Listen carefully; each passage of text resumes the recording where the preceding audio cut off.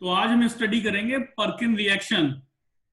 जब किसी aromatic aldehyde को कोई भी एक एरोमेटिक एल्डिहाइड ले लेते हैं, for example benzaldehyde, for example benzaldehyde C6H5CHO aromatic aldehyde,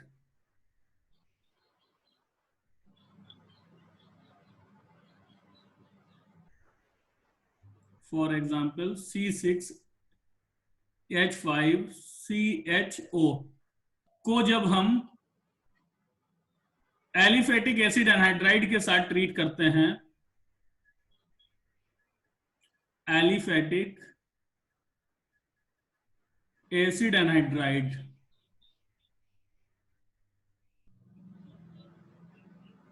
acid anhydride के साथ ट्रीट करते हैं in the presence of salt of that acid, तो हमें अल्फा बीटा अनसैचुरेटेड एसिड्स मिलते हैं। इसको बोलते हैं हम लोग पर्किन रिएक्शन। मैकेनिज्म देखते हैं रिएक्शन लिख के। हमने एक एरोमेटिक एल्डिहाइड ले लिया जैसे कि बेंजल्डिहाइड, जैसे कि बेंजल्डिहाइड। बेंजल्डिहाइड को हम लोग aliphatic acid anhydride, for example asterisk anhydride से ट्रीट कर लें। एस्टिक एनहाइड्राइड कॉमन नेम है, इथेनोइक एनहाइड्राइड आईयूपैक नेम है, इथेनोइक एनहाइड्राइड। तो इथेनोइक एसिड के दो मॉलिक्यूल्स का एनहाइड्राइड बना दें। Anhydride means removal of H2O। Ethanoic acid के दो मॉलिक्यूल से H2O निकालेंगे तो जो मॉलिक्यूल बनेगा उसको कहेंगे इथेनोइक एनहाइड्राइड, CH3COCO-CH3। ये हो गया आपका इथेनोइक एनहाइड्राइड। और इसको और हम लोग इसी एलिफेटिक एसिड इथेनोइक एसिड के सोडियम सॉल्ट के साथ गर्म कर दें, फॉर एग्जांपल CH3COO-Na, तो हमारा बनता है अल्फा बीटा अनसैचुरेटेड एसिड। इस केस में बनेगा C6H5CH CH तो COH के पास वाला कार्बन अल्फा होता है, फिर बीटा होता है। अल्फा बीटा पे अनसैचुरेशन है तो हमें मिल गया अल्फा बीटा अनसैचुरेटेड एसिड। ठीक है, इसको बोलते हैं हम लोग, इसका नेम है सिनेमिक एसिड। सिनेमिक एसिड, इसका नेम इंपॉर्टेंट है, कॉमन नेम है, ये याद कर लेना। ठीक है, आईयूपैक नेम क्या होगा इसका? आईयूपैक नेम भी लिख लेते हैं। आईयूपैक नेम, ये 1 हो गया हमारा, ये 2 हो गया, ये 3 हो गया। तो 3 पे सब्स्टिट्यूएंट लगा है फेनिल, तो 3 फेनिल, 3 कार्बन की चेन है, pro 2 enoic acid, pro 2 enoic acid,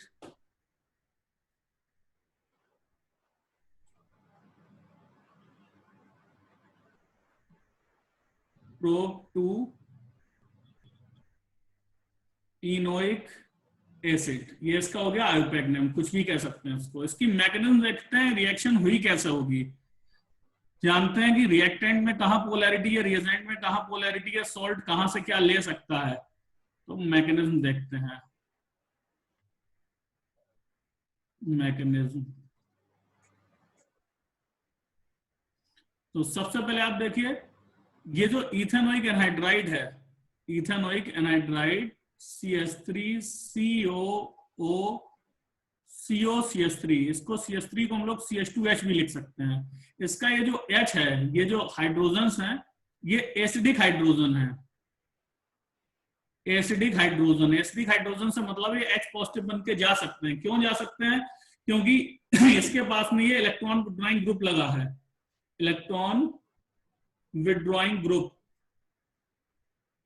electron withdrawing group से मतलब है -I वाला ग्रुप। -I वाला ग्रुप जहां लग जाता है वहां एसिडिटी को इंक्रीज कर देता है। मीजोमेरिक इफेक्ट में समझना चाहो तो ये H पॉजिटिव दे देगा तो C पे नेगेटिव चार्ज आ जाएगा, और ये नेगेटिव चार्ज जो होगा वो CO ग्रुप के साथ कॉन्जुगेशन में आ जाएगा, जिससे स्टेबिलिटी बढ़ जाएगी। तो ये तो पहले ही एसिडिक हाइड्रोजन है, इस पे हमने क्या डाल दिया? बेस डाल दिया, ये CH3COO नेगेटिव। ये क्या है? हमारा एक बेस। तो एसिड और बेस दोनों एक साथ रख दिए, अब क्या होना है? न्यूट्रलाइजेशन होना है। ये इसका H पॉजिटिव ले लेगा और ये बॉन्ड आ जाएगी इस पे। तो ये बन जाएगा हमारा CH3 CO O CO CH2 negative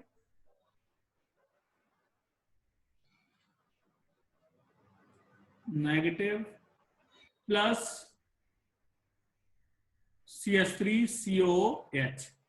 अब ये क्या है, ये स्टेबलाइज है, इसमें कॉन्जुगेशन होता है तो ये स्टेबल है, इसका कॉन्जुगेशन देख लो एक बार, CH3 COO, ये वाली बॉन्ड जो है ये आ जाएगी यहाँ, तो ये हो जाएगी डबल बॉन्ड, और ये चली जाएगी यहाँ, तो ये हो जाएगी CO negative double bond CH2, दोबारा फिर से वही आ जाएगा। तो ये एक कॉन्जुगेट बेस बन गया है हमारा इथेनोइक एनाइड्राइड का। पहली स्टेप तो ये हो गई। सेकेंड स्टेप में क्या दिख रहा है हमें, सेकेंड स्टेप में हम बेंजल्डिहाइड मॉलिक्यूल की ओर देख लें, C6H5CHO। तो बेंजल्डिहाइड मॉलिक्यूल में आपको पता है कार्बोनिल ग्रुप जो होता है पोलर होता है, और पोलर ऐसा होता है कि कार्बन पे पार्शियल पॉजिटिव होता है, ऑक्सीजन पे पार्शियल नेगेटिव, क्योंकि कार्बन की इलेक्ट्रोनेगेटिविटी ऑक्सीजन से कम होती है। तो ये पहले ही पॉजिटिव नेगेटिव है।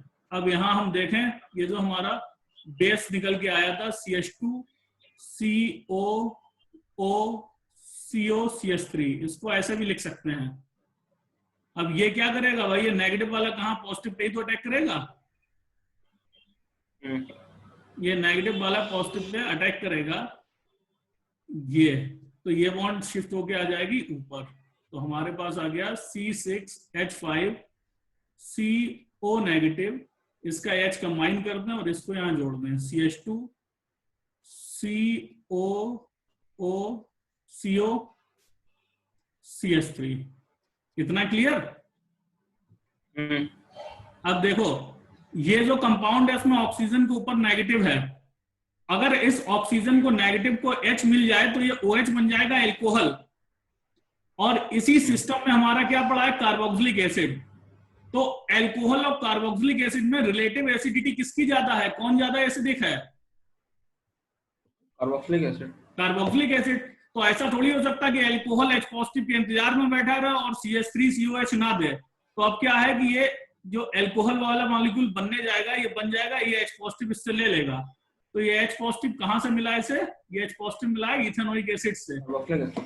हाँ, तो ये बन जाएगा तुम्हारा C6H5CHOH CH2 COO CO CH3। Clear?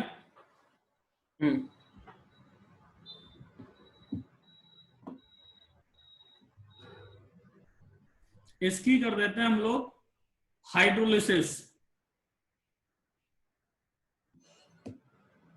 इसकी कर देते हैं हाइड्रोलिसिस एसिड डाल के, हाइड्रोलिसिस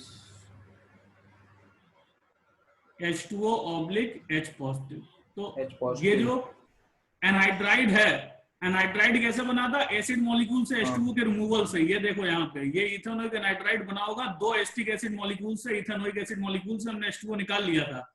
दोबारा हम इसको हाइड्रोलिसिस कर रहे हैं तो एक H ले लेगा, एक OH ले लेगा, तो यहाँ पे ये टूट जाएगा दोबारा, इसको H पॉजिटिव मिल जाएगा, इसको OH नेगेटिव। तो CH3COOH तो अलग हो जाएगा, और ये हमारा क्या बनेगा, C6H5CHOH CH2 और COOH।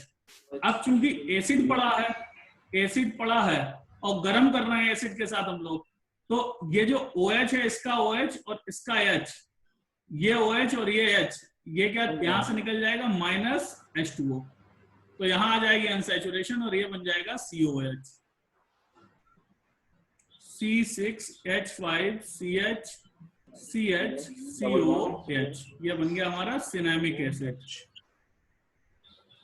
This reaction is called as Perkin reaction.